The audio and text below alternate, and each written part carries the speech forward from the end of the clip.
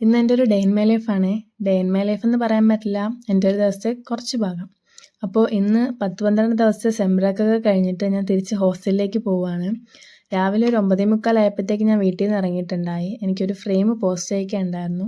അങ്ങനെ അതും അയച്ചിട്ട് ഞാൻ പെട്ടെന്ന് തന്നെ സ്റ്റാൻഡിൽ വന്ന് ബസ് വെയിറ്റ് ചെയ്തിട്ടുണ്ടായിരുന്നു. അങ്ങനെ ബസ്സിൽ കയറിയിട്ട് ഉമ്മച്ചിക്ക് ഭയം പറഞ്ഞ് അവിടെ നിന്ന് ഇറങ്ങി.